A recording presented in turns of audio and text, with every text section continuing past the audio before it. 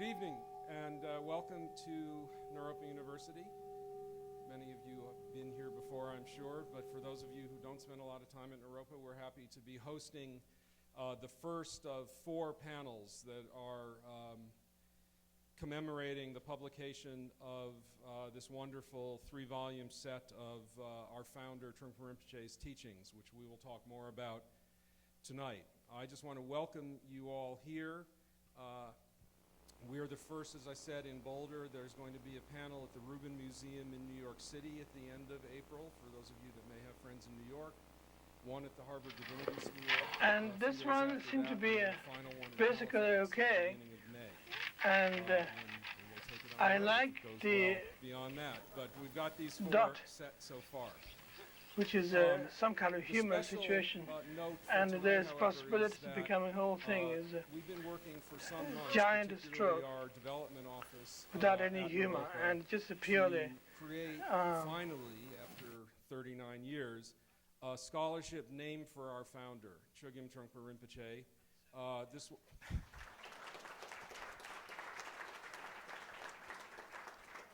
And this will be an endowed scholarship.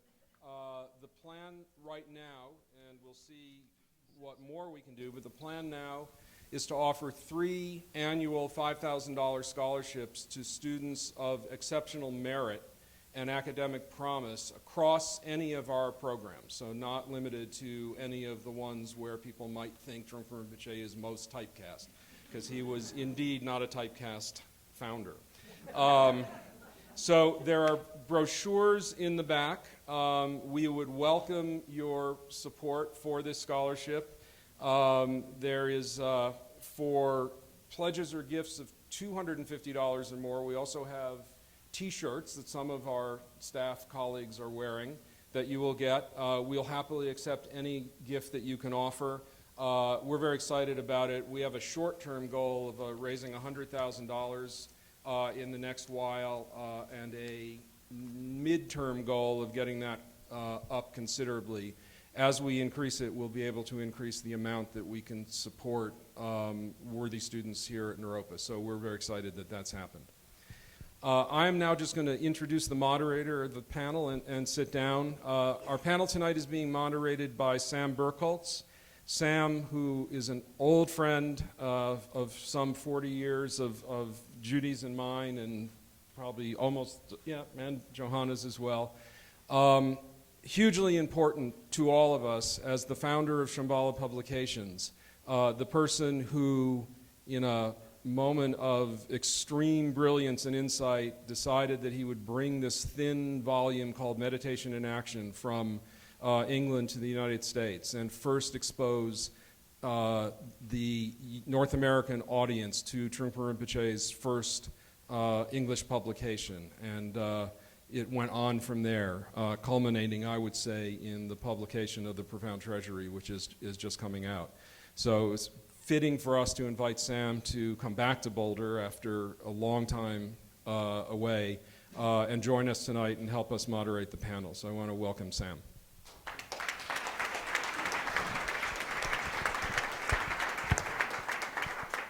Good evening. I'm very happy to be here at Naropa because Naropa has a lot to do with the publication of this, and I'll come back to that.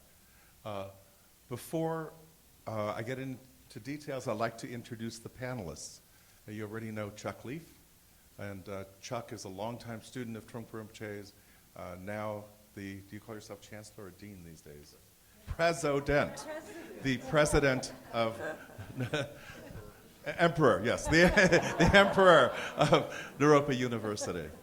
And to my left is Judy Leaf, former, not president, you were dean, but the same job, the dean of Naropa Institute, now Naropa University. And the saint, because we're talking about saints and scholars and Dharma, the saint that made this into what it is, the most, to my way of looking at things, the most extraordinary Buddhist publication in the English language, by no question. And To my far left is Judith Zimmer Brown. She has been a mainstay of Naropa University. I think you're the head of the Buddhist Studies Department, Religious Studies Department. I'm a faculty member in Religious Studies. Religious, you know. And you're not the head? Yeah, we don't have departments. We don't have departments anymore. See, you leave and things change, you know. The Queen. And to my far right is Johanna Demetrakis, another student of Trungpa Rinpoche's from ancient days. And we're all from ancient days, if you haven't noticed. And the producer and director of the fabulous film on Trungpa Rinpoche called Crazy Wisdom. So happy to have everybody here. And I have a particular perspective which some may consider a little odd and others may consider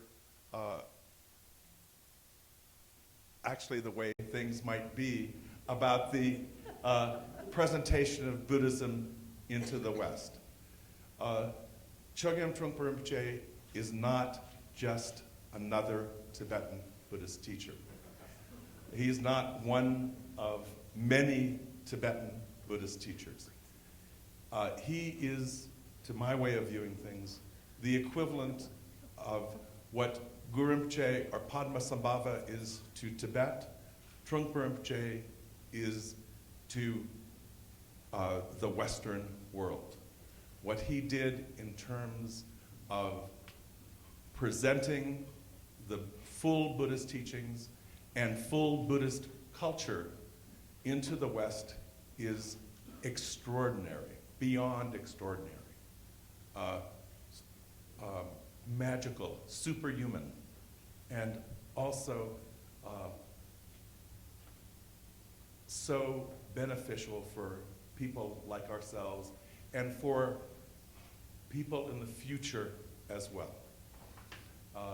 Rinpoche's contribution is really the establishment of the Buddhist teachings into the Western world, and probably in the future, their reintroduction into the so-called Eastern world, because the idea of East and West becomes muddled. And this particular distillation that is the profound treasury is really his magnum opus, because what we have here is a complete exposition of the Buddhist path in Upadesha style, pith, what one needs to know. And it begins with the first volume, which is the Hinayana, and I dare say that so-called Hinayanists will be shocked because this is the best presentation there is of the Hinayana. There is none better than this, arguably none better than this, or none even close to this. And the presentation of the Bodhisattvayana, of the Mahayana, also extraordinary. And then the unique presentation of the Vajrayana, which is totally secret and totally self-secret within this thing. But through reading and pointing out by people who understand it, can be understood. And part of the history of this, you should know, came from Trungpa Rinpoche's instructions to his publisher. And the instructions to his publisher happened on the day, I don't know if it's the day that Naropa Institute became Naropa University, but it was the day that Naropa became separated from the Nalanda Foundation and became an institution on its own. And that was a very important event. It happened at the campus, the main Arapaho campus. And after that, Trungpa Rinpoche called me into probably what's your office? Yeah, and had me sit down, and he wanted to discuss his literary priorities, the priorities for his literary output, and how he would like to have it handled. And there were three main issues. The first issue was he felt it was extremely important for people to have his teachings on Lojong, on mind training. And interestingly enough, Judy was the one who fulfilled his first wish, and that was his immediate wish. The second wish was to produce his spoken words into a vast array, he said perhaps 108 volumes of monographs, as he called them, on various subjects. And he said, you should present them in a boring way, so that people aren't fascinated by the covers or anything like that. But people at Shambhala Publications made some of them look unboring, unfortunately. And then he said, but the most important thing for the development of Buddhism is to present the seminary teachings in a unified form in 3 volumes. And he made me promise that before I died, and I'm still alive, which is amazing, so to speak, that I would do everything, as he called it, within your publishing power to make it happen. And so we have this magnum opus, which is a true treasury for Dharma students today, for scholars today, for other Buddhist teachers today, for people interested in what really is Dharma today, and not only today, for the future. This is I believe, the touchstone for the development of a further understanding of the complete view of Buddhism.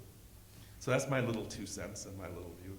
And this is truly a way to meet Trungpa Rinpoche. If you miss Trungpa Rinpoche, sit down. Have a good time with him. It's available immediately. It's incredible. So with that, I'd like to introduce Judy again, and Judy's going to talk a little bit about Trungpa Rinpoche's innovation in presenting the teachings.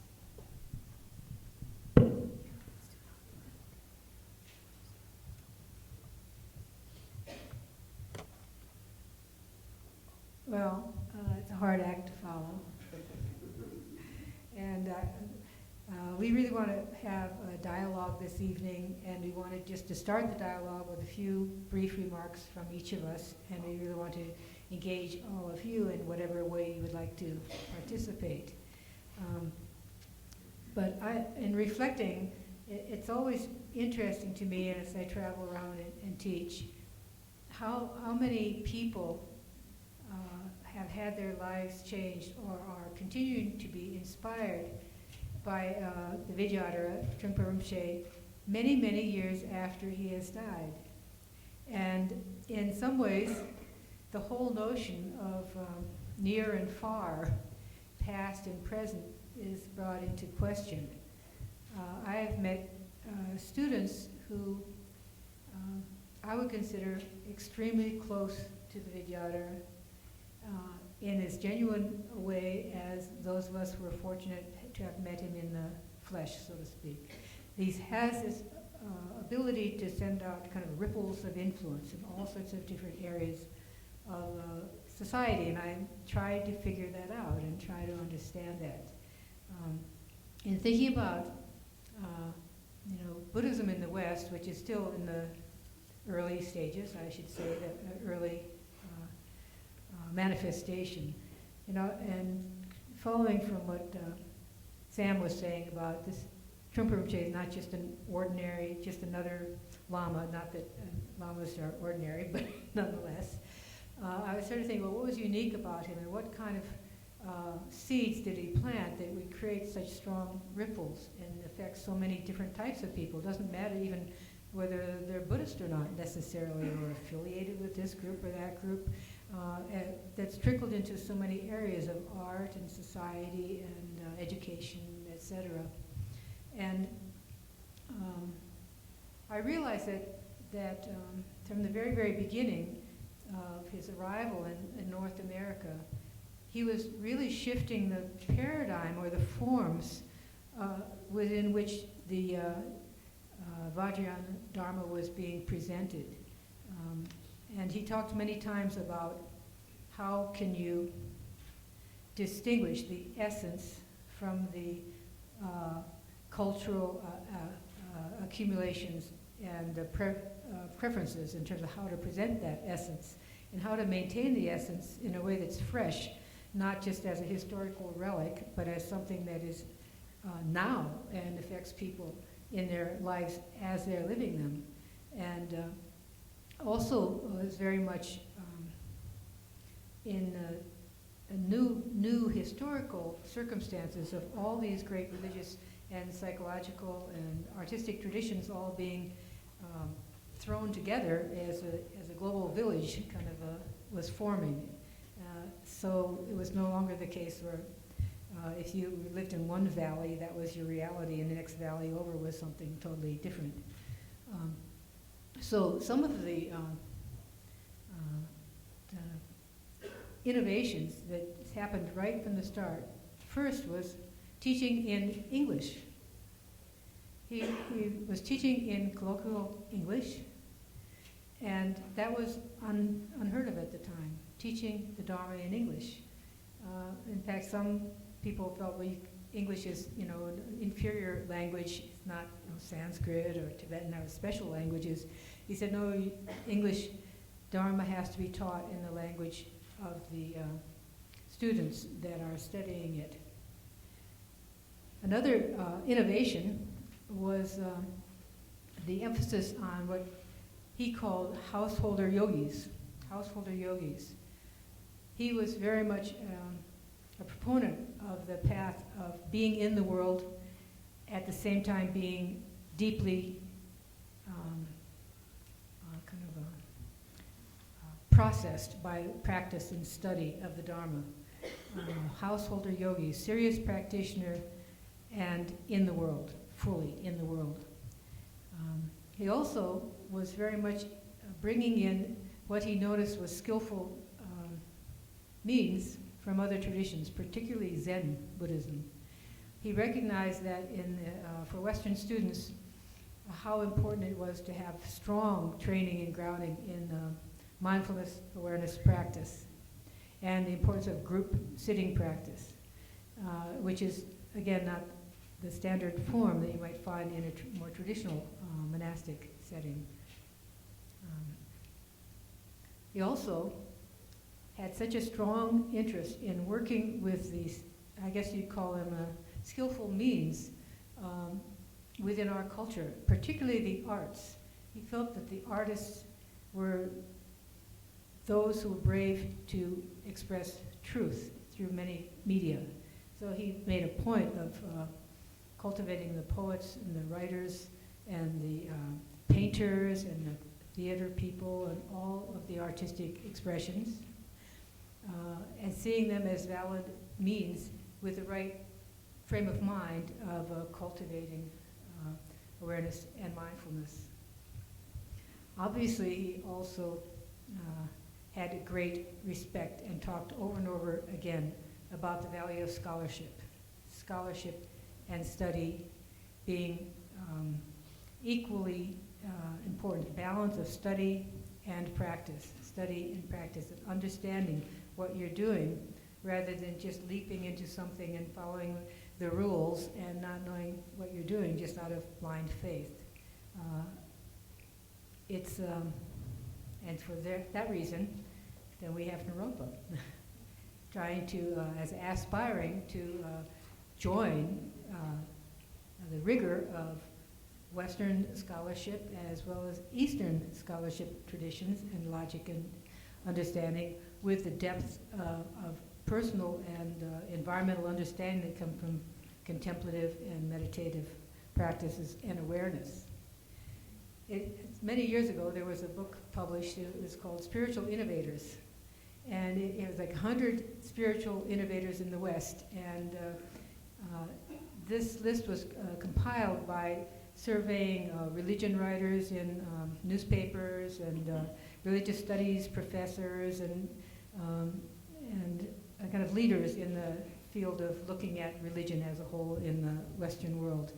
And they came up with who they thought were the most innovative and had the most impact in our society. And the number one person was the person who founded AA, and number two was Trungpa Rinpoche, recognized for incredible innovation.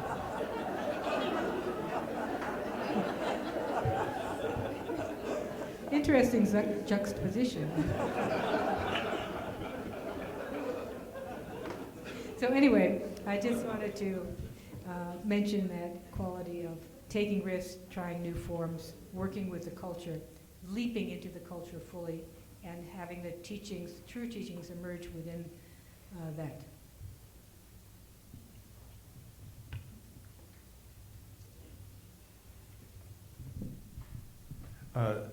Next we have Judith Zimmer-Brown, and she's going to be talking further about Rinpoche's innovation, and especially how it fits into the three-yana approach. Yes, when you think about the profound treasury, these 3 volumes are based upon the 3-month seminaries that Trungpa Rinpoche taught for 13 years. This was his intense, focused training of his close students. And so while many people may, in a popular world, think of Rinpoche as very unconventional and only innovative, when we look at the way he trained his close students, we see the brilliance in the way he bridged a very traditional way of training students with a very contemporary, fresh, transcultural view. So I'd like to say something about that, because these 3-month seminaries were based on what we came to understand as a 3-yana model of Hinayana, Mahayana, and Vajrayana.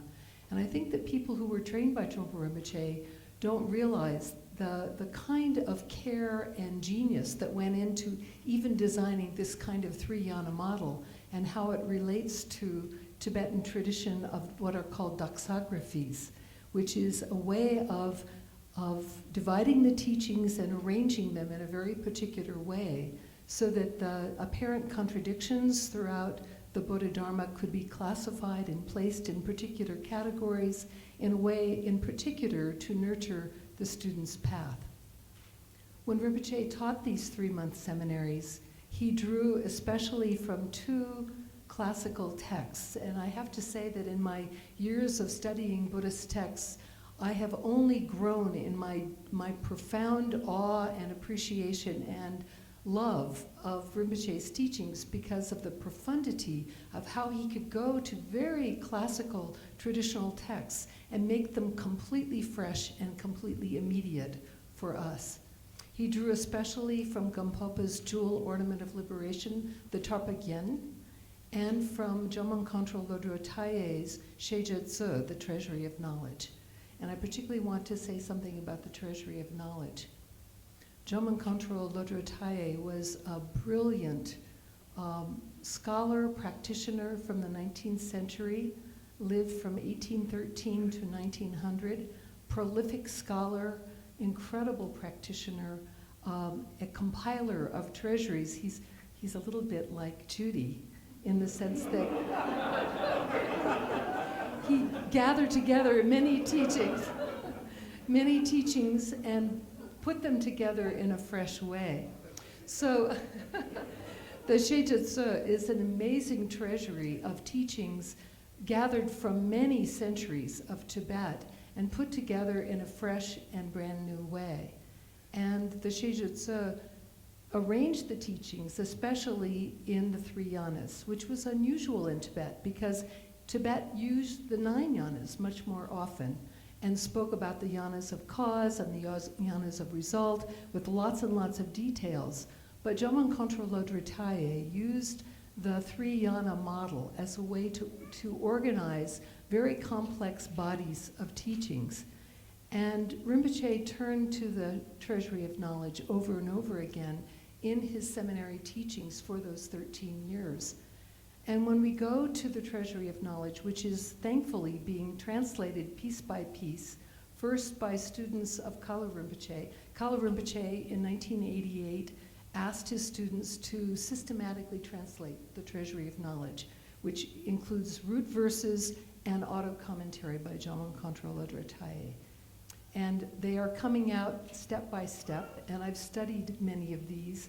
And when I see what they are, and then I see what Rinpoche did, it is remarkable how he could take such a vast treasury, the first of Jamgon Khyentse Lodro Taye's 5 treasuries, and to make them so immediate, fresh, and accessible for us as practitioners, to, you might say, show us the ngedun, or the inner profound meaning of these classical scholastic texts that would look incredibly dry and impossible for us. We would have lost interest the first day.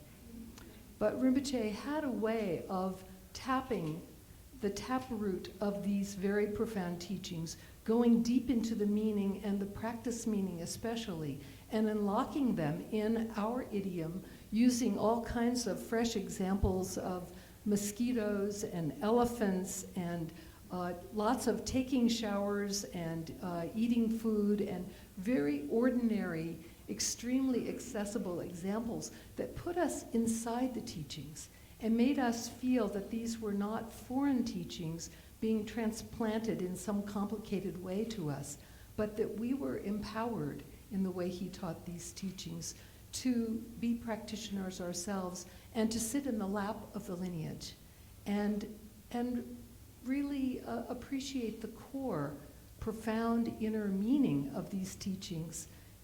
He did all the work, and all we had to do was to really step inside at his invitation and be part of his lineage and make it our lineage as well.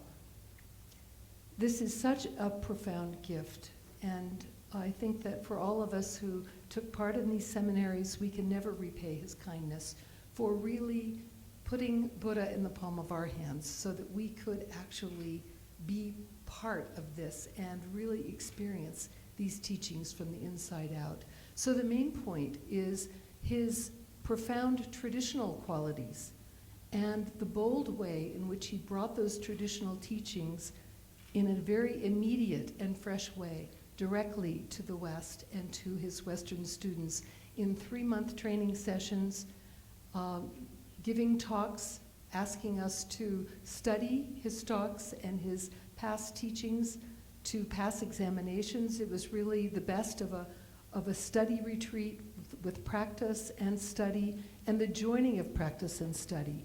And I know for myself as a teacher at Naropa and as a Dharma teacher, both being a student at the seminaries and a teacher at the seminaries, I really learned something profound that I will always treasure about contemplative learning and contemplative teaching. I think that's been a hallmark of what we as his students got from him. So more about that later, perhaps. Thank you. Thank you, Judith. Charles Leaf is going to discuss a little bit about how these teachings and Trungpa Rinpoche's teachings relate further into society. Thanks. So having had a couple of courses set out, I'm going to start by a word from our sponsor. All of the work that Trungpa Rinpoche did for the 17 years that he taught from the time he moved to the United States has been preserved, is being propagated, is being distributed widely around the world through the Chogyam Trungpa Legacy Project. Very important that people know that. And the Legacy Project, which is directed incredibly and ably by Carolyn Gimian, who's here with us tonight from Halifax,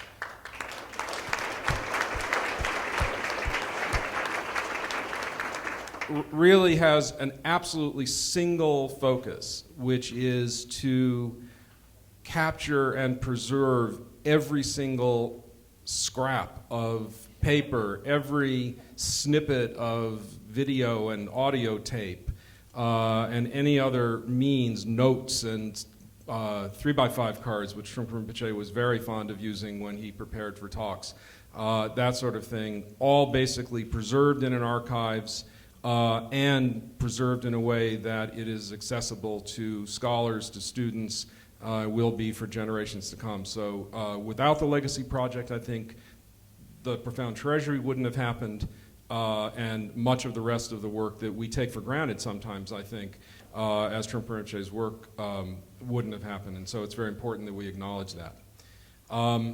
As frequently happens, Judy didn't hear me when I told her what I wanted to talk about tonight, so she kind of stretched into my area. So and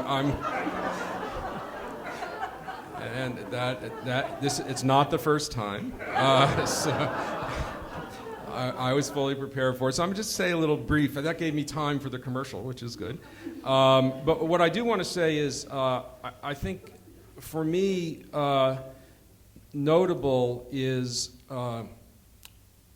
Trungpa Rinpoche's curiosity was a remarkable thing. He wanted to know everything about everything, and never could get enough.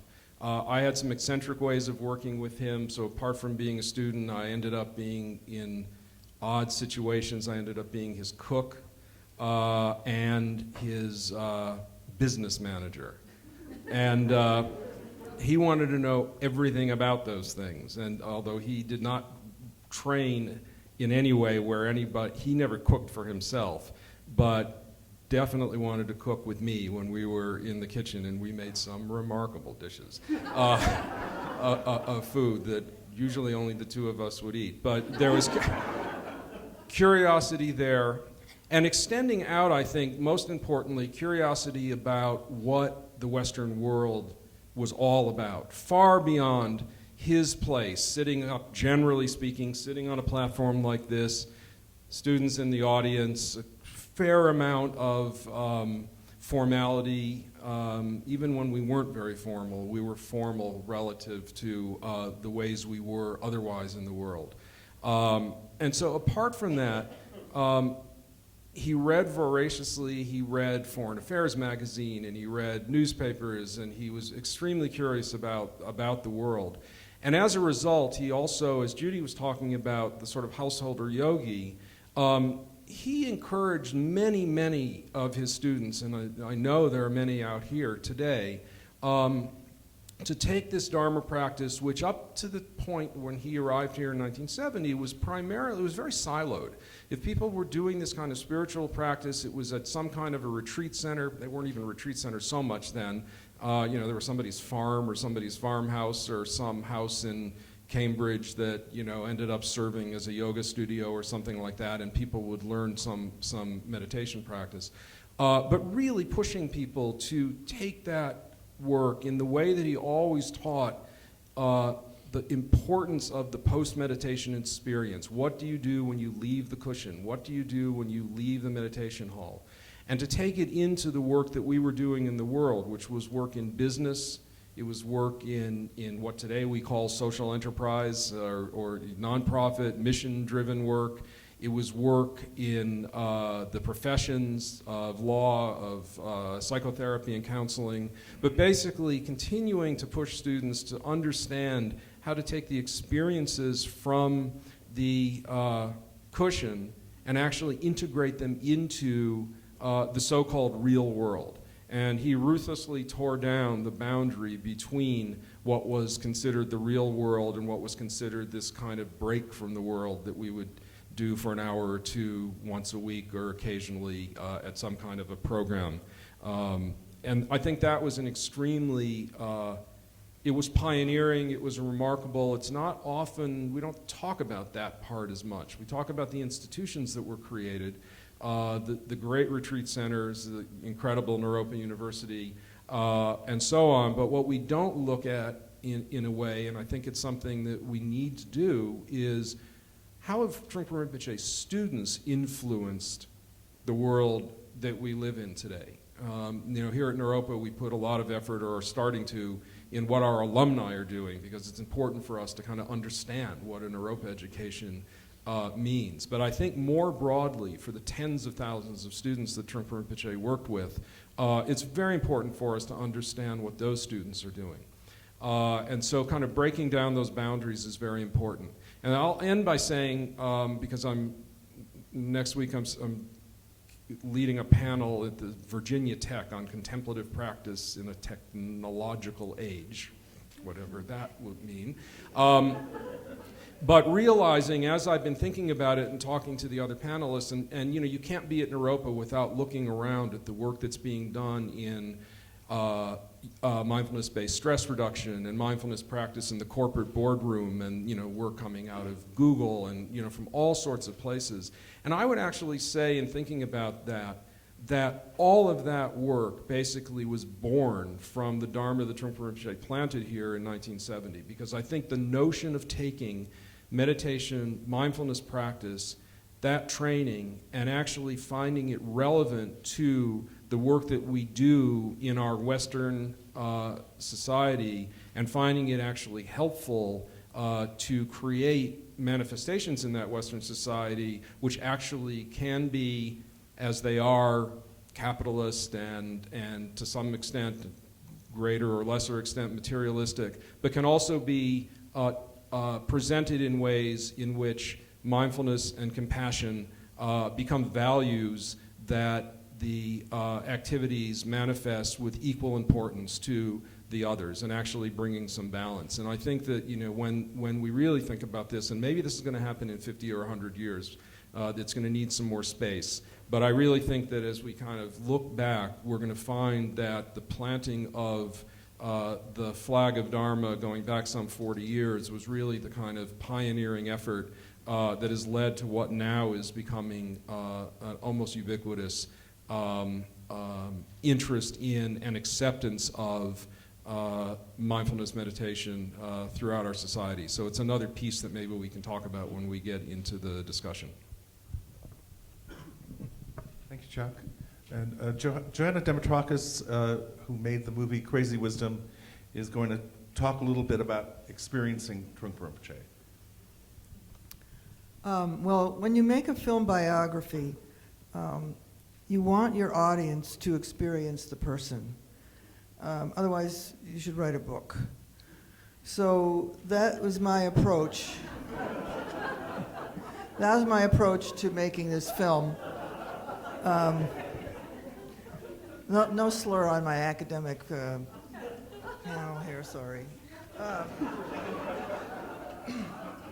But film is a different medium, and really, it becomes informational if you don't experience the subject. So that was sort of the challenge to me to make this film, and I firmly believe, as a filmmaker, that films should be experiential. That's the whole point. And Chogyam Trungpa, as I'm sure most of you know, manifested in so many different ways in his life. And in the footage that I was able to gather, footage that some of which I shot myself, or my husband Baird Bryant shot, or whatever, but he manifested in so many different ways, aside from teaching. I mean, there's some great footage of him riding a horse and in spite of the fact that he was still, from having been paralyzed down his left side, riding with extraordinary dignity and skill. And from that, going to the whole range of footage to him slurring his words while he's giving, what's it called, how to speak. Elocution, how to speak. So going from like this incredible skill to slurring his words while giving elocution lessons. So the range is huge. And in it, of course, is remarkable teaching and so forth. And I had to find, how could I find, what is the continuity here? What is the continuity that I can depend on as I go from scene to scene that is the continuity of Chogyam Trungpa? And it reminded me of a story a filmmaker once told me who was making a film about Duke Ellington. And I hope that most of you know who Duke Ellington was. The great Duke Ellington, and he followed Duke Ellington and his fantastic band all across America and then down to Mexico. And when they were playing in America, Duke was wearing a blue suit, a beautiful blue suit. And when they went to Mexico, he put on a red suit. And so the filmmaker was just stunned because he went to Duke Ellington and he said, you know, you're wearing a blue suit in America, and now you're wearing a red suit, so I don't know how I'm going to be able to intercut these wonderful performances. There's no continuity. And Duke Ellington said, I'm Duke Ellington, that's my continuity. And I felt very much that way about making the film about Chogyam Trungpa because it really didn't matter in a sense, what was going on. That continuity was always there. And what was that continuity for me ultimately was about, and as a filmmaker I had to know what it was about, was that his teachings were authentic and genuine and profound. And that aside from all the fantastic humor and everything else, that was the essential continuity. And there were other things that I learned that I would like to share, a couple of things anyway. And one of them is about his presence. For those of you who knew him, you knew how incredibly powerful his presence was. It was so energetic. There was so much energy coming out of him, no matter what state of mind he was in. And he was so much in the present moment that that kind of connection with another person demands and kind of throws the ball in your court that you now have to be in the present moment. And I felt it took me about 4 years to make the film, final 4 years. And I looked at footage all the time during those 4 years. And I didn't see a frame of footage in those 4 years that didn't have that presence fully and completely there. Not a frame. And as I looked at the footage, even given my own personal experience with him, that really sunk in on a level I had never dreamed of before. And I realized that the film itself has to match that level of presence. And so question, would be, how do you make that happen? How does that work? And I remember that in 1983, Rinpoche asked me to make a Shambhala film. And at the time, I had no idea what a Shambhala film would be like, but I said yes. And he went off and died on me, and I had to figure out what to do. And I didn't really think of this, I have to confess, but my sort of rule of thumb, to put it oversimplified, while making the film had to do with the principles of Shambhala and basic goodness and gentleness and space. And that ended up being the tone of the film. And the tone of a film is very, very important. How you have to create a tone that your audience understands and that your audience can connect with. And that's all in the tone. If you are too bookish, or if you're too much about details, or if you're too much about making fun of things, or whatever else you're doing. If it's too much of that, you lose your audience. The tone gets diluted, excuse me. And so the other major thing was, how do you present your most important character, which is, of course, Chogyam Trungpa.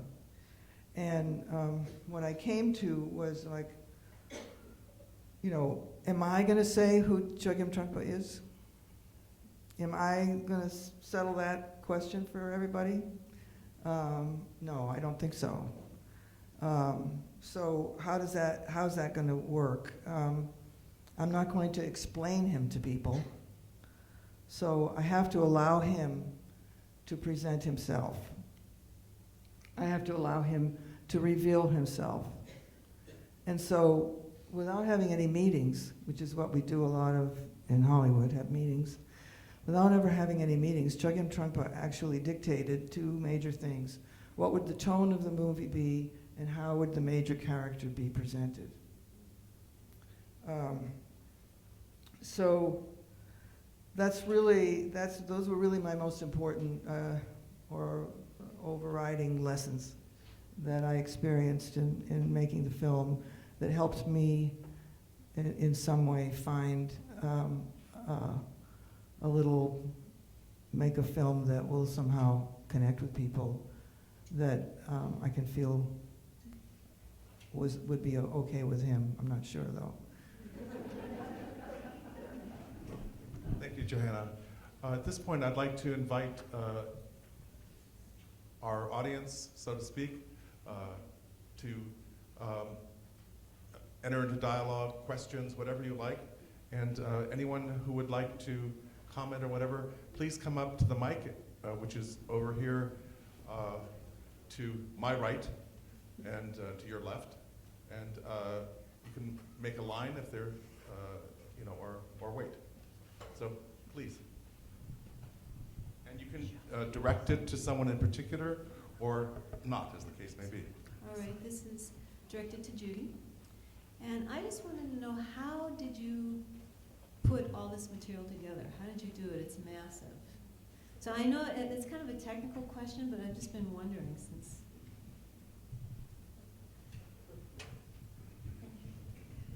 Well, this actually had different, emergences at different periods of history. So the last run that actually created this was the most recent run, and there being a couple of aborted attempts earlier.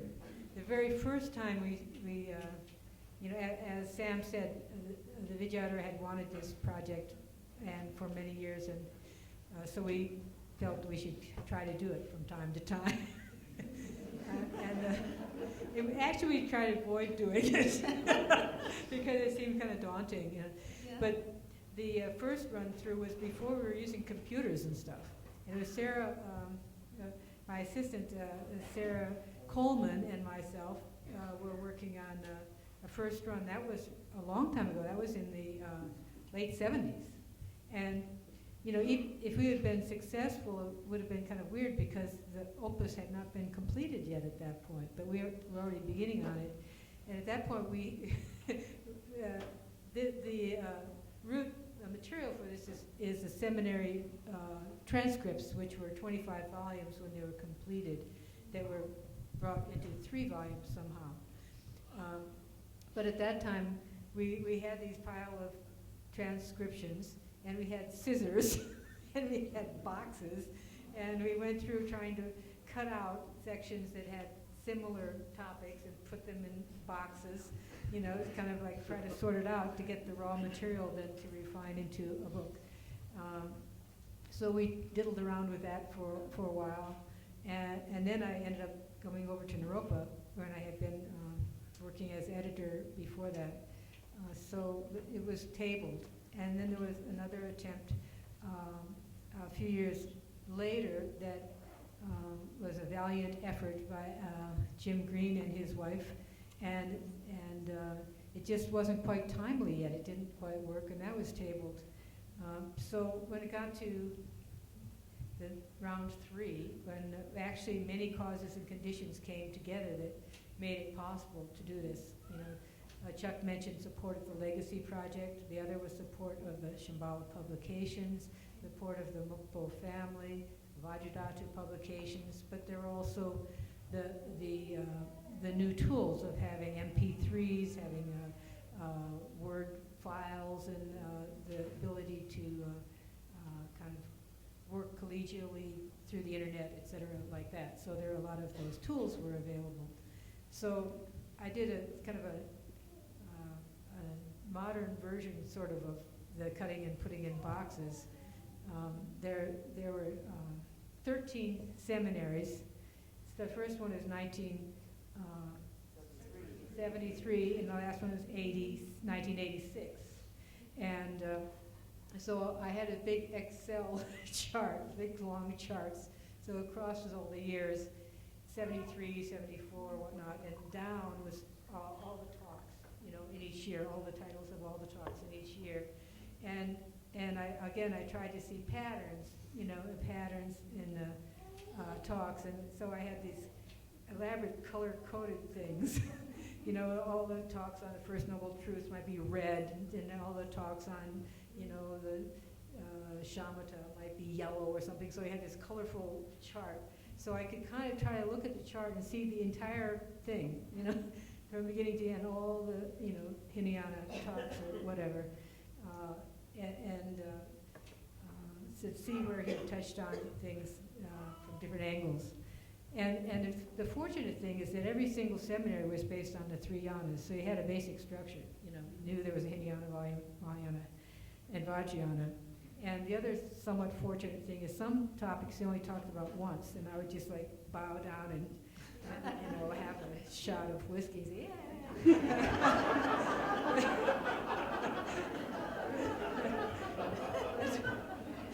But other times he talked about the same topic from different angles.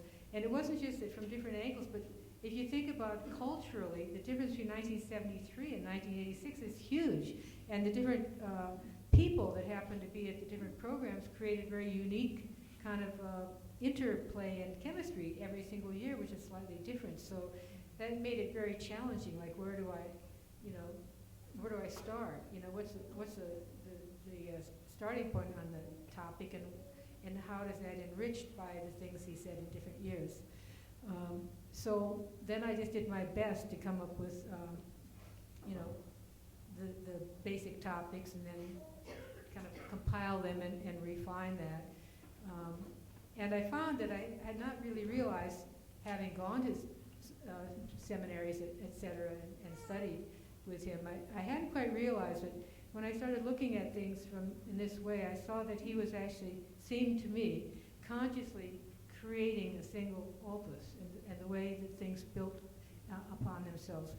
When I was experiencing it more directly, I was totally blind to that. It just seemed a bunch of topics and interesting, but I didn't see it somehow weaving together this huge thing. So I might have just made that up, but it seemed to be the case. So then I would take a particular subtopic of Hinayana, say something like, First Noble Truth, and I'd try to get that section kind of readable and include that material, and then, until I had a whole bunch of topics. And then the challenge was, what goes first, what goes second, where to put them in the book. And I had a lot of help consulting with my friend Derek Collini, who is very good at, he really knows the traditional texts, and he's, I call him one of my Dharma nerds. He knows a lot of things, and so he was very helpful in just in kind of bouncing off ideas of how to structure things. And sometimes it's very straightforward, like the First Noble Truth goes before the Second Noble Truth. That much I could figure out. But other times it was quite complex, particularly in the Vajrayana volume. It was so complex because every one topic it's like a hologram. Every one topic is connected to everything else. And every time you say one thing, it assumes that you know all this other thing. So where do you start? How do you create a ground so the reader can, kind of get it. You know, it's like putting puzzle pieces together. So that he was very, very helpful in that volume too. So that's pretty much the basic way I did it, you know, in terms of topic by topic. And there are a lot of hard decisions. Basically, that kind of editing is just a whole series of decisions, larger and smaller, that you hope are not too off the mark. And, you know, basic decisions like what to include and what not to include. I tried to include it as much as possible, and be as comprehensive as possible, realizing this would be such a standard reference. At the same time, some things were not included, so that's pretty much the process, you know. That's a process. Thank you. And I do have one other, this Please. one's for Sam. You know, some people get, I know I taught a class with a Zen teacher. There was a Vipassana teacher, a Zen teacher, and from the Tibetan Buddhist lineage. And they were very insulted. He was very insulted by my using the term Hinayana. How, you know, what do you think as publisher about that? Well, publisher is different than scholar, and it's an interesting thing. It's a Hinayanist wouldn't like the word Hinayana because it implies that it's something smaller. Right. But if you say Theravada, it doesn't work either because that's just one of the Hinayana schools. You know, I think there are 28, 18. 18, got put an extra 10 in there. And, but this system is based on that the first two yanas, Shravaka yana and Prajeka Buddha yana, are referred to in this system as the Hinayana. So it comes from that particular point of view, rather than the point of view of any of the schools of Hinayana, any of the particular schools of Hinayana. Okay. If that makes sense? Yeah. Yes. Yeah, thanks, Judy. I think, you know, in the larger world, it's important that we who've been trained by Trungpa Rinpoche understand what he knew, that Hinayana is an insider's term within Tibetan Buddhism to refer to stages of our own practice and development. It's not an historical term, and that's why the word doxography is used. It's meaning classifications of teachings within Tibetan Buddhism, not an historical term.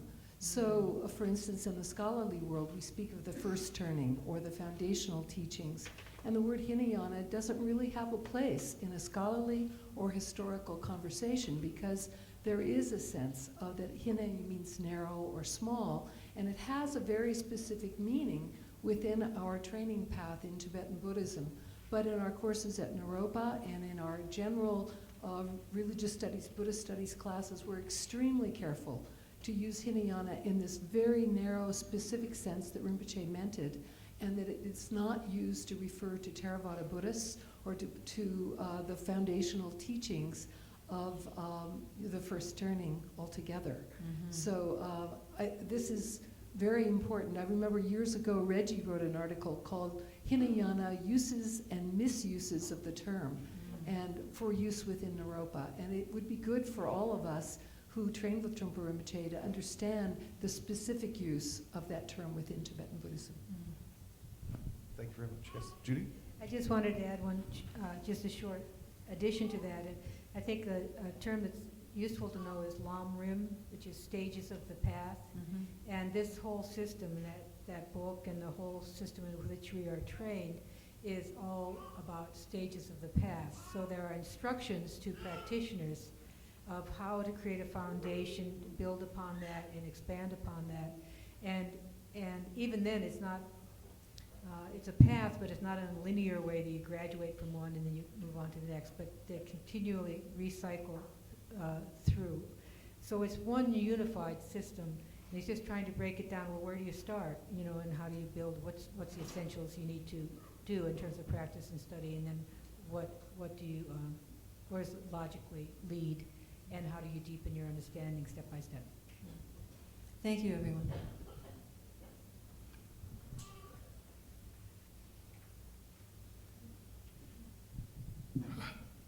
Hi. Hello. I'm an old student of Trungpa Rinpoche. You can call me Joe Schmidt. Several people have. Is Ron Barnstone here? I went to seminary in, I think it was 1980. It's been a while. And when we left with some of the red-bound transcripts which were impressed on us as super secret. Now, and when I saw the Daily Camera this morning, I noticed that, it was the Vajrayana transcripts were distilled down to one of these volumes. And, I understand the notion of self-secret. Having come back from seminary, I opened up Cutting Through Spiritual Materialism one more time, and I noticed there was these shocking 5 syllables that begins with a T, sometimes referred to as TSP. It was spelled right out there. So I realized that we were given some of these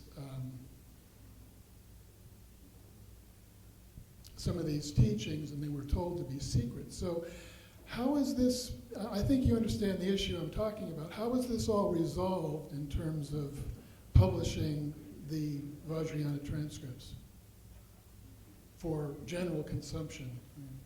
It's supposed to be secret from, our partners and our dogs. Carolyn Gimmian, the director of the Chogyam Trungpa Legacy Project, is going to speak to this. Poor baby. That's why we get the big bucks. Well, I think first of all, the Vidyadhara signed the contract for these books. So it was his intention during his lifetime that these teachings would eventually be made available. And this is talking a little bit of insider language, so if you're not an insider, I'll ask you to excuse me. But all of the talks that were given at the seminary, in spite of being restricted, were pre-transmission. So, and looking back, it seems to me that maybe he had in mind the fact that he knew one day this material would all be published. Therefore, even though there's a tremendous amount of Vajrayana environment and teaching in the Vajrayana volume, it's still technically not violating any transmission to make it available. And also, I think Judy used incredible skill in bringing the power and the potency of all this material into the Vajrayana volume. But there is a very different feeling if you read the original transcripts, because you have the kind of environment of that particular seminary that comes across in the way that the talks are given and the questions and answers. If you look at these books, there are no questions and answers, and the material is compiled topically. So it's a very, very different experience to read these, although I think kind of equally shocking. So I guess the simple answer is he authorized it before he died. Oh, definitely. Yeah. We wouldn't be doing this if it wasn't at his request. Okay, very good, thanks.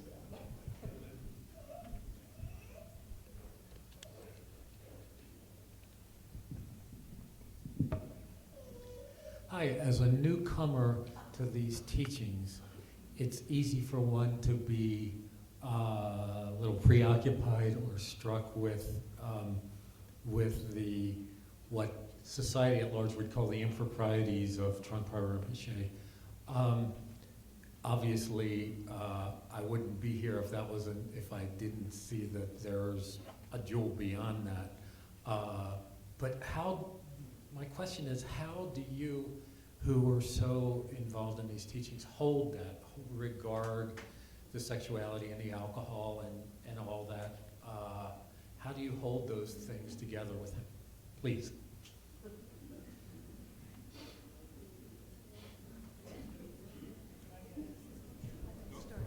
I can start. Yeah, I think we all probably have something to say there.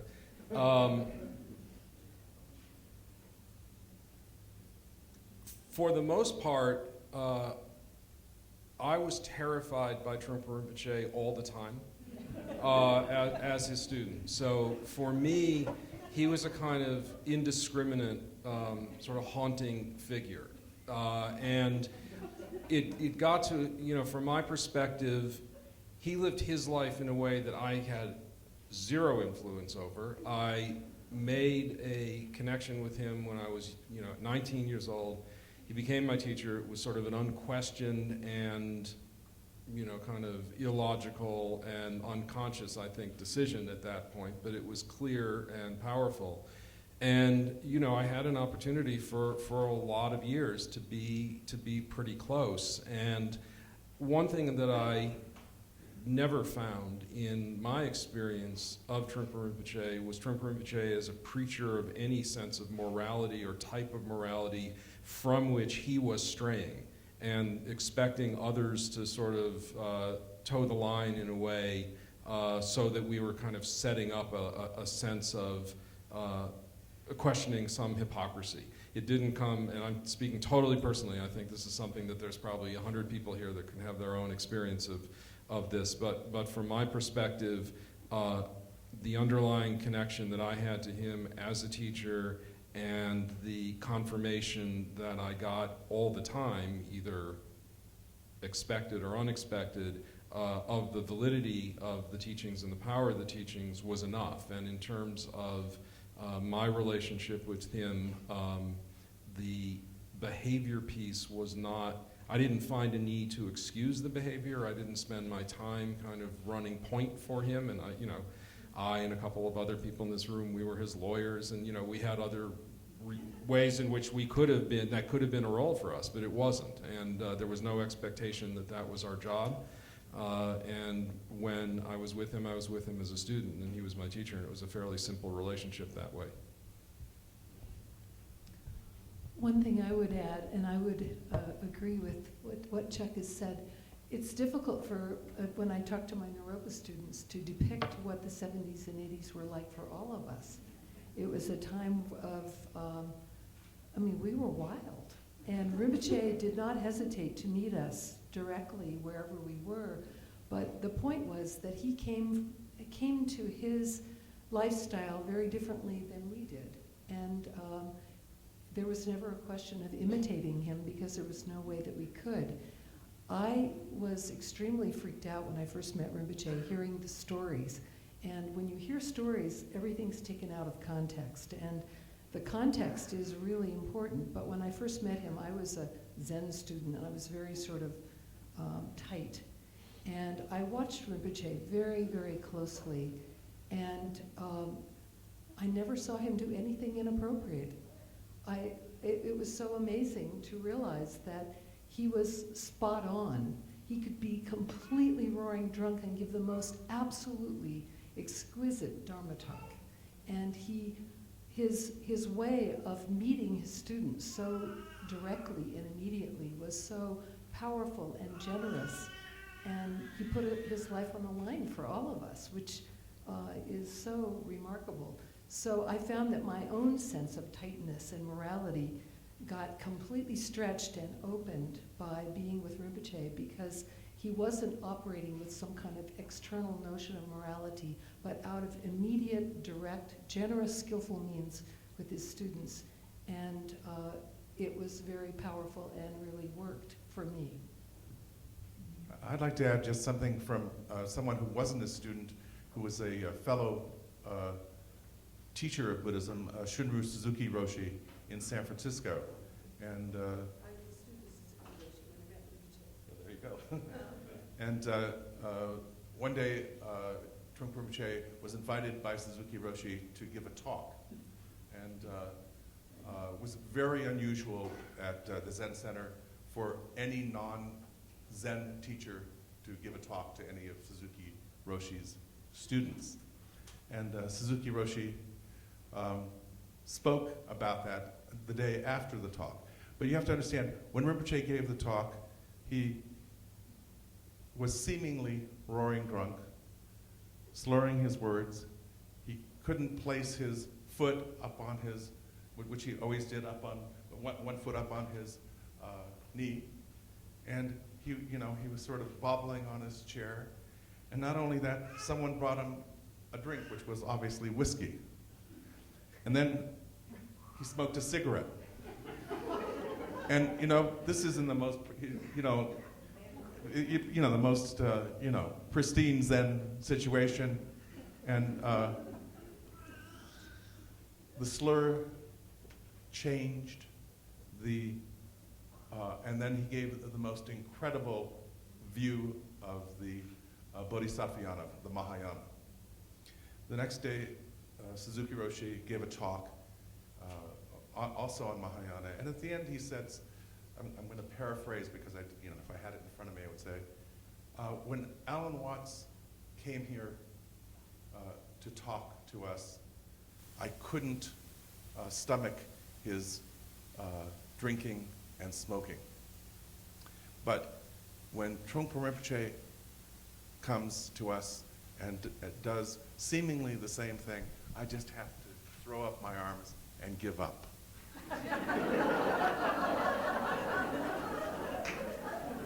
Trungpa Rinpoche supports us in ways that are so important.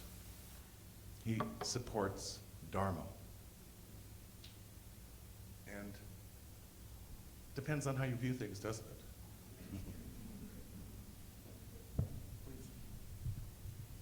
I just wanted to add one brief thing, which is kind of the form of a question that always comes up around this, because it's so pushes so many buttons, just the sense of sexuality and alcohol and intoxication and whatnot. And my question is, what's really was outrageous about the Vidyadhara? What was really outrageous about him? That's not all that outrageous. I mean, it's like people look around, it's like, duh. Is that, if you think of many of the most heroic visionary figures in our history have similar complaints could be made about them. Life-changing people, such as Martin Luther King, for instance. Many people that do incredible things. So, and that's not by any means of excuse, but it's saying we're really missing the point of what is really outrageous by kind of a conventional sense of what is outrageous. What is outrageous is the way he spoke about spiritual materialism. What is outrageous is the way he empowered Western students. What is outrageous is what he dropped the kind of monastic trappings and immersed himself completely in Western culture in order to connect with students where they were. It's like the Naropa motto, meet the world as it is and change it for the better. He met his students where they were, and that's where we were. And I don't know if he changed us for the better, but he changed us somehow, maybe for a little bit better. Thank you. At this point, we're going to play a short 4-minute interlude of Trungpa Rinpoche teaching art in everyday life at Padmajong at Dos Rios, California. So this is from 1975. Padmajong was a brief-lived but incredibly important retreat center. Is Peter Volz here? Yes. Peter Volz was the postmaster of the local post office. But it was an incredibly important place because it was the most... he was able to present particularly Dharma art at Padmajong in a way that I think was more powerful than any place else. And luckily, this film was preserved. I'm not sure. I thought that Johanna had taken it, but she said she didn't, so we don't know who the filmmaker is. But we chose it because it's mostly visual and less words. We figured there's enough words here. It's just a 4 or 5 minute section.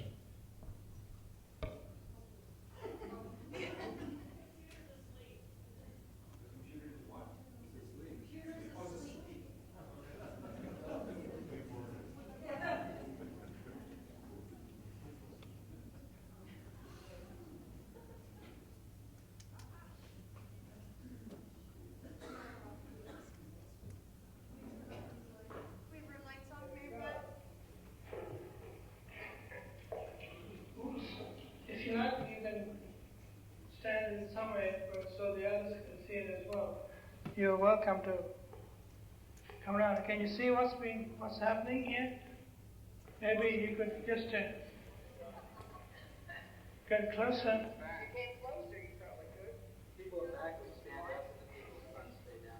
Yeah, please do that.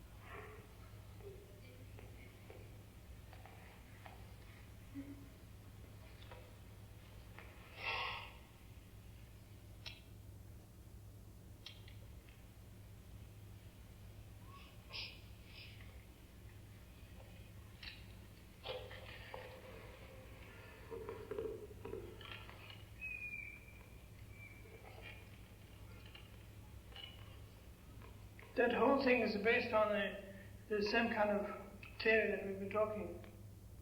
Can you see the circle? Where is the circle? That whole area has to be considered, the bottom to the top and side to side, as being a whole square that we have discussed last night. And where's the circle? And where's the bottom part? In terms of a circle. Overlapses, that's right. And the signature is always on the subconscious level. You will never sign your signatures in the middle.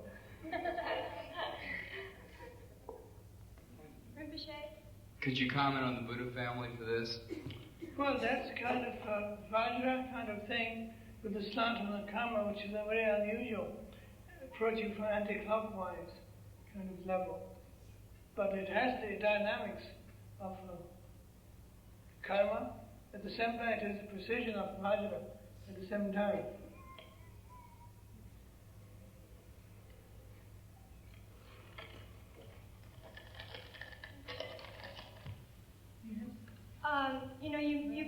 Here I am. You commented on the influence of the traditional as something of a limitation, and yet yours obviously is strongly Tibetan in, not this one necessarily, but the other.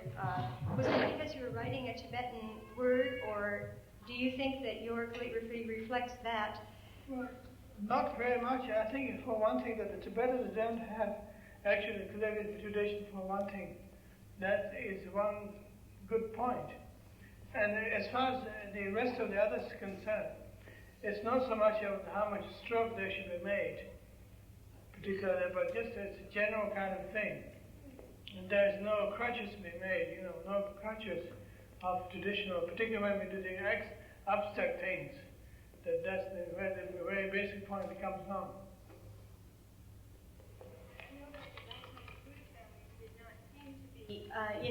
And I just wondered if that was the difference, that you were doing actual Tibetan characters here.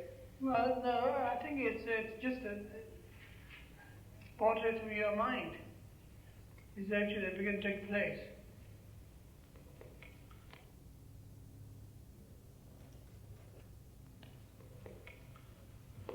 Maybe now we could do something to the abstract level very slowly.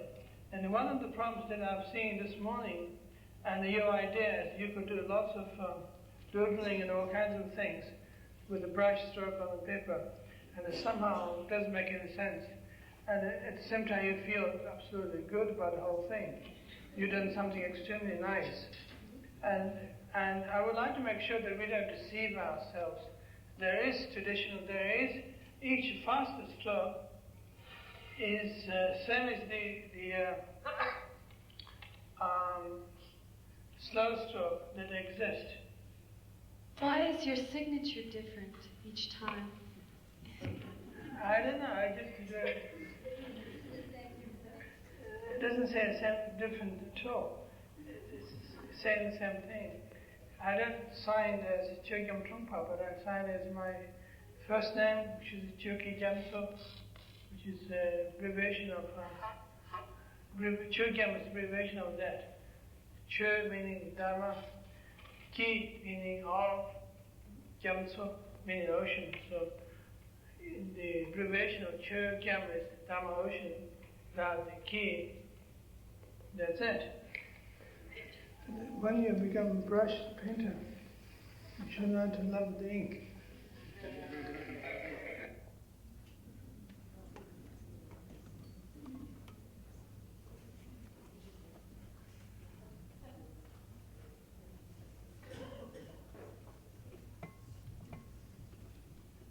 I'd like to open up for more discussion and questions, but I can't see. So, yes.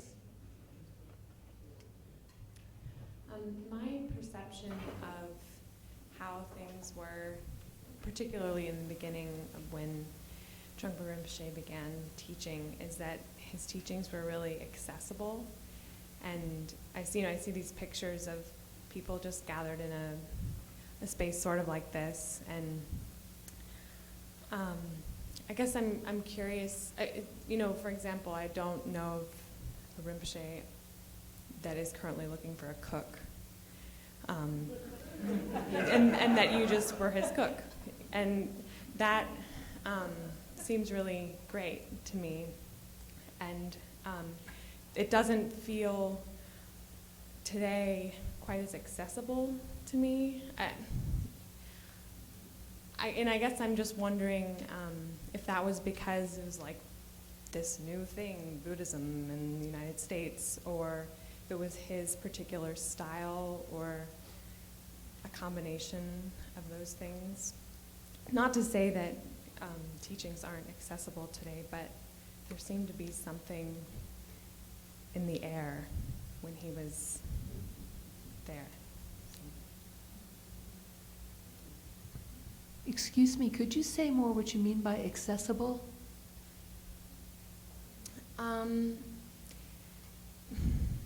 Well, that... You mean spending time with the teacher? Yeah. Okay. And not having it be really formal. Like the fact that you just happen to fall into being his cook and other roles doesn't... It seems like I don't know of a teacher today who I could just be their cook. And You might be surprised. It's there's magic everywhere. that's nice And to hear. you might be surprised.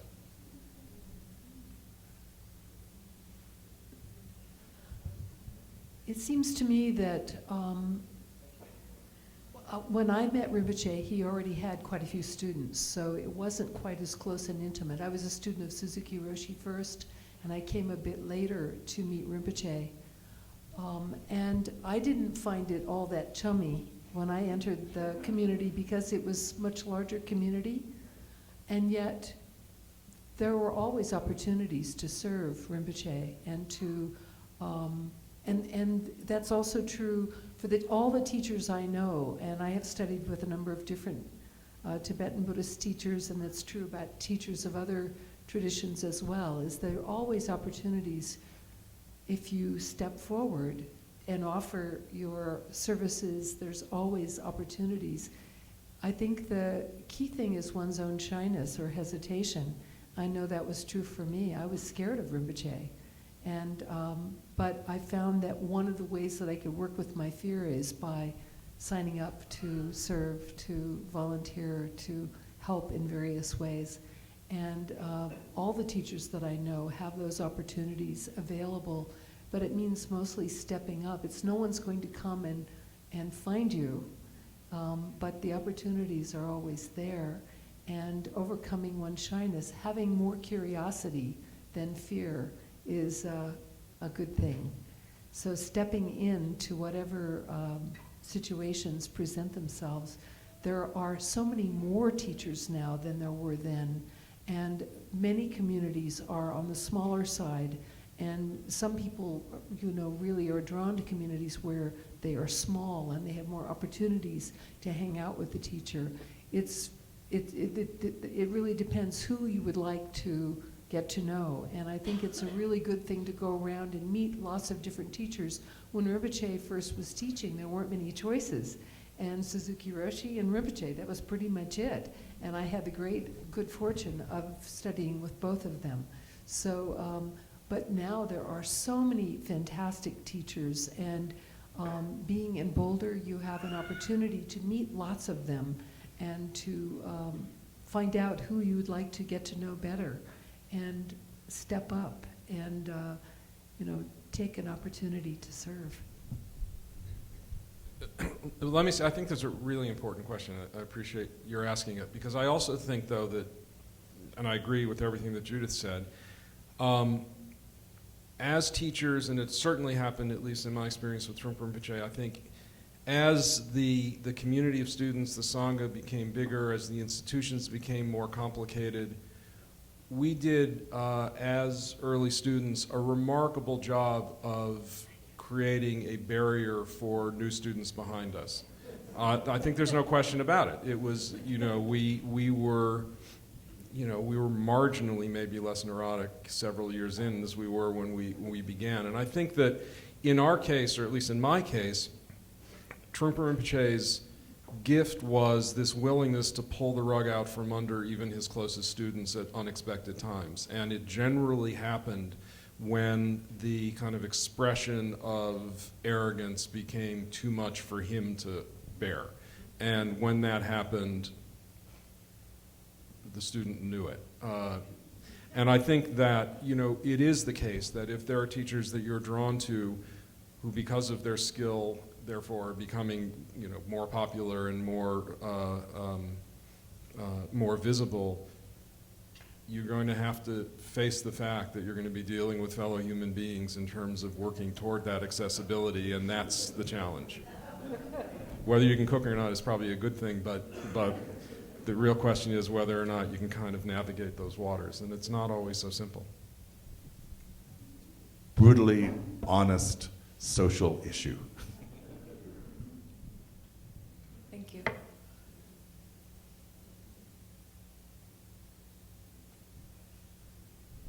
Please. Hi. It's partly a comment as well as a question, and it relates to the last speaker. So I think that, one with Trungpa Rinpoche could feel nervous when asking a question. I can feel that now, just feeling his presence. But the other thing which it would be nice to talk about a little bit is that he had this unique way of expressing love and just exuding the most incredible love for his students and ending a talk with saying, "I love you so much." And when you see that gathering in '75, which was the year I went to seminary, and there was this quality, I don't know if you remember, after every single talk, whether it was at Naropa or at seminary or a seminar or advanced training, people would just line up. And he would sit on the stage for as long as there was a line of people, and it could go for hours. And you would go up and you'd kneel next to him and you'd put, I have pictures with my hand, on his lap, and maybe some of us created buffers around him, but there was no buffer that he created. And I was one to always ask a lot of questions, and I always encouraged other people to ask questions, because I felt like every question you ever asked him was like having a direct personal interview, because the answer he gave you was not just a dharmic answer, it was the answer that Chuck needed right in that moment, or Judy needed, or Nikki Daly needed right in that moment, and went straight to the heart. And it's hard to describe what that unique ability that he had to not just enter our world, but enter the world of each person in a way that was both personal and dharmic at the same time. So I was just wondering if you could talk about that the reflective quality he had, as well as the loving quality he had. Because two of you mentioned fear, and I think the flip side is also the love that he expressed.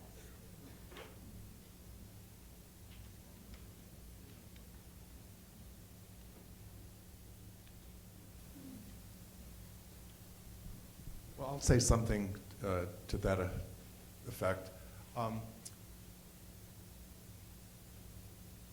A real teacher is someone who is compassionate as well as cutting. It all goes together.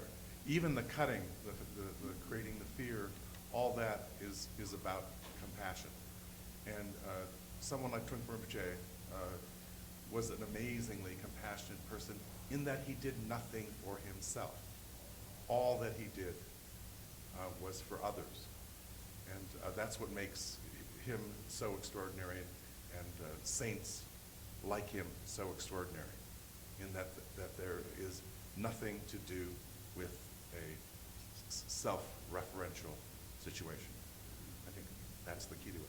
And that's accessible now, and maybe you could even be like that. Maybe I could even be like that. You know, that's you know, at the core of the teachings is to be like that.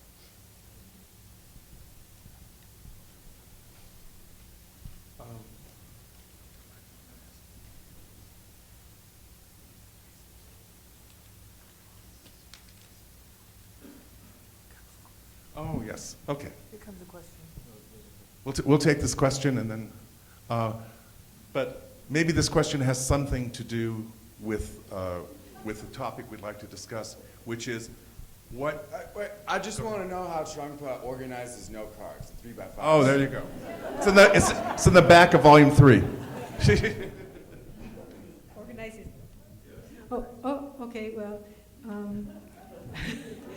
he sometimes wrote on notes on paper, but usually he wrote on 3x5 cards, and he would often usually the note cards would be in Tibetan, not always, and if he was giving a seminary talk or something, they varied a lot, but usually there'd just be a few main points. Sometimes just like 3 lines or 5 lines, or the occasional little bit more, kind of reminders and.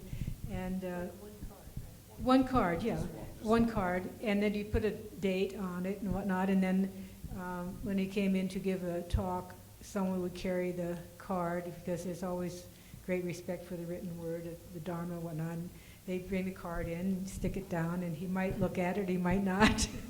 And many of those cards were collected. The translation committee in the archives have copies of all those note cards. In the back of one of these books, there's in the Vajrayana volume, there's a picture of a couple of these note cards to see. You can see what they look like. It has how they looked in the original Tibetan script, and what and then the translation of English, and then you can refer to the talk in the book that shows a little bit how he played off the topics. And usually he'd be in the form of he talked a lot about threefold logic, trying to organize his talks, and the basic structure of the logic would be on the card, the ground of the talk, where it takes you, the path of the talk, and then what the fruition would be of the topic. So, thank you. Yeah. Guys, I just had a really quick one. Okay, make it quick. Okay, yay. Yeah, so this one is for Judith specifically. You mentioned humility, but also this sense of outrageousness. Judith. Which Judith? Judith. Judith? Brown. Oh, Okay. All right. Yeah. 2 minutes. So I'm wondering, from your experience, how did Trungpa Rinpoche like remedy this sense of like outrageousness or bigness, and also like this humility, which to me is making oneself small or humble? My experience was that his outrageousness was from the point of view of my ego and not from anything else. He was completely just right there. And that was terrifying and outrageous from the point of view of my hanging on to myself and my need for control and territory. But it was certainly not outrageous from his point of view. It was more that he was so direct, so willing to be right there, and so skillful at meeting, in my experience, meeting like the person hiding behind the persona. Was he mirroring you as outrageous? Mirroring it with a magnifying mirror, which was so outrageous. And kindly, with humor, enjoying the mirroring, and at the same time incredibly gentle and kind, even while he pulled the rug. So the outrageousness was not his intent. It was my fear, my shock at somebody actually being that simple, direct, the ability to get through my defenses and actually meet me on such an intimate level and such an unexpected level, like from the blind side. And that quality we would experience as outrageous, but from his point of view, he was just enjoying his life and appreciating his students and doing whatever was needed to wake us up. I see. Well, thank you. Yeah. Yeah.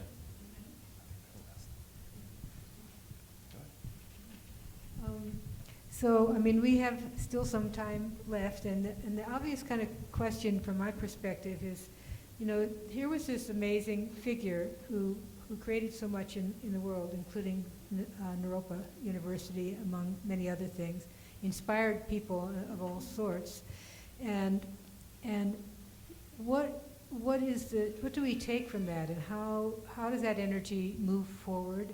What is its relevance? Is it just stories from the past? Or what is its relevance? How does it manifest, and how is it brought forward into the future? And how does it continue? How can we take these stories or this knowledge or these encounters to be waking up now, transforming our lives now, and serving the world and the needs of the suffering world now? How does that work? And it'd be really interesting to hear people's stories about that. You know, as the beginning, when I talked about so many people who something is happening in their life because of encountering this person and stories about this person, and the footprints, you know, there's like footprints everywhere of, kind of pointers everywhere that kind of still rippling along. So what is that? How does that work? And how does that carry it forward? Who carries it forward? How do we connect? Because as Johanna said, there's words are important, and the publications and films, and encounters with those who did study with him and are trying to pass on what little they picked up. But beyond that, you know, is it held in the way institutions develop, like Naropa? Is it held by some magic of the practice, that people touch into the practice and they touch into that mind? And really, who was that masked man, you know? Somebody said it's encountering your deepest nature, which goes beyond a personality of a certain person who is so remarkable. You know, it's great that he's a remarkable person, but he's pointing out something that is laying out a challenge that still is being answered somehow, or attempting to be answered. Where is that brilliance within you? You know, how do you find that point within you? And what do you do with all this?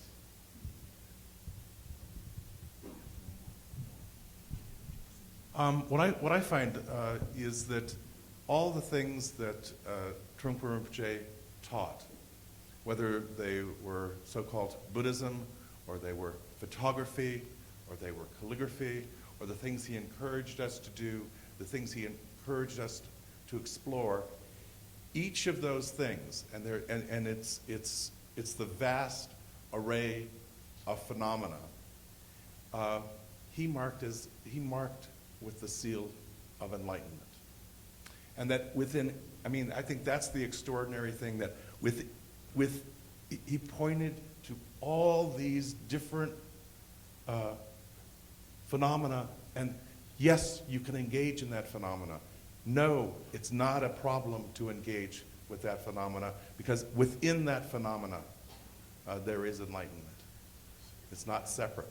And I think the constant relevance of Trungpa Rinpoche to us as human beings, and to human beings in the future, and to all kinds of beings, I don't know, maybe not just human beings, is not marking phenomena as being bad. It's phenomena is fine, because you can find wakefulness in the phenomena. It's up to you. It's up to us. And I think that's an extraordinary legacy, if that makes sense to you. Yeah, here. I mean, I was thinking along some similar lines, in that one of the things so most profound for me and so challenging is that you cannot reject your world and yourself as you are, and you can't find enlightenment anywhere else. So there's a sense that you can't reject your society, you can't pretend you live in some other country, or you should be wearing a turban or something. You can't reject your circumstances, and you can't just sort of have an excuse that I'm just not in the right situation, therefore, I don't really have to relate. Because I think that at least there was, in my case, there's a lot of rejection of, this society is all screwed up, and, it's like terrible materialistic mess, and you just want to get out, and you don't want to follow any of the social norms or anything because it's just so lame. And they say, well, that's a great excuse, and you can imagine some better place where you'd would relate to your life, but there is no other place to relate to your life, and there's no other time in that sense of just being brought back. This is a form you have. This is a life you have. It's all you need, and it's really hard to believe that. And that, to me, is a challenge that we can work with never-endingly. When I think about bringing, looking at where Rinpoche is present, obviously and those of us who are his students, we meet him in the present moment over and over again. But for people who never had an opportunity to meet him, how can they meet him? Well, we've got these wonderful books. We have many students of Rinpoche. We have Crazy Wisdom film, which is a great way that many of our Naropa students meet Rinpoche. But I have to say for myself, as a faculty member at Naropa, and one of the reasons that I feel more inspired every year about being a faculty member at Naropa, I've always felt that Naropa University has the adhisthana of Rinpoche here, the blessings, the rain of blessings embedded in the curriculum and the atmosphere at Naropa. And there's some quality of magic that happens. I don't know how many Naropa students are here. How many Naropa alums are here? I mean, there's some kind of magic for, even if you never study any Buddhism at Naropa, even if you really are here to, write poetry or to dance or whatever. One of the things I have found at Naropa in the years that I have been at Naropa and teaching in a lot of different settings, there's some kind of magic in the classroom at Naropa and in the community at Naropa that is so different from the other universities that I go and visit. And the places where I lecture, other kind of environments where I've taught, and then I come back to Naropa and I kiss the ground. Because there's something you cannot put your finger on, but he is completely present in the atmosphere, and he's haunting us with the dralas at Naropa every day. At the first day of class, I feel him there. The last day of class, I feel him there. When I'm reading student papers and I see their journeys and I see something about how they are evolving and blossoming with greater confidence in their basic goodness, the kind of journey that I see students go through year after year, that's Rinpoche right there. That's what he implanted here, and it's in the drinking water, it's in the air, it's in the walls, it's in the desks, you know, in the crappy bathrooms or whatever. You know, there's something there that is imprinted. And so, at least for me, that inspiration keeps me inspired about Naropa, because I really taste that every day. Thank you. It's 8:30. If it's a quickie. What, after all your long thing there? Yeah. Okay, tick-tock. Well, maybe I'm living in you know, a more materialistic world from day to day, and so I have to actually contend with it.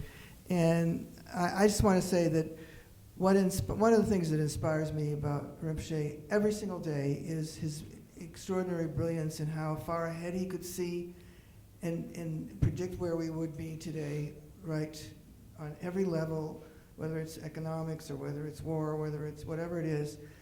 And I go back to when he left Tibet and what he knew then. He knew all of this then. He knew all of it. And he dedicated his life to it, and it's to saving the world, sorry, but that's what it was. And it inspires me. It inspires me to keep going with an open mind and not to just give up on the harshness of what's going on. And which, of course, means you have to practice, because if you don't practice, you will give up, you know. So that's the, like, perhaps almost sounds like the opposite of what you were saying, that it's very real in a way, what's going on, and there's a way to live with it. Thank you. I'd like to thank our panelists. I'd like to thank Carolyn for directing and producing this event, and I'd like to thank all of you for participating in this event. How to get books. They should be sitting right here, but they're not. But who's the publisher? Not me, I'm retired. But the stupid publisher didn't send any here. So, but you can get, for the time being, you can buy them on Shambhala.com and Shambhala Media also. Shambhala.media or I don't know. But Shambhala.com is good. You know, it's easy to get from there. Free shipping and a big discount. Yeah. And for those of you who'd like to help with the Chogyam Trungpa Legacy Project, there's a deluxe box set, which all the profits from that go to the Chogyam Trungpa Legacy Project, the whole thing. So please enjoy Trungpa Rinpoche in these pages. It's he speaks today, not just then. Yes. Just another announcement. There's also a website, profoundtreasury.com, and you can find out more about the readathons that are continuing all over the place and all sorts of stuff connected with the book. And that also links to an way to order books. Yeah. So these books are being read, as people may know, we've read it for the last 3 days in Boulder. We're upwards of about 75 sites in 5 continents. If anybody has somebody in South Africa we can get to, that would be good. including, there's a map on the website, which is totally amazing, where these are being read, including 2 faculty, 2 Naropa staff members who just came back from Bhutan, who read at the cave where Trungpa Rinpoche first practiced and came to the realization of how he would teach in the West. And so that's a video that will be posted on the Profound Treasury website as well. So it's kind of a cool thing just to see what's going on around the world. And I'll make my last pitch for the Chogyam Trungpa Scholarship. Judy and I left a check in the back, and it's lonely, so we would be more than grateful for anyone that would take information, consider it, and if there's a way that you can support the scholarship, that would be a wonderful thing. So we're happy at Naropa to have hosted the first panel. Thank you to Sam for moderating, and for my fellow panelists, thanks everyone for attending, and good night. Thank you, everybody.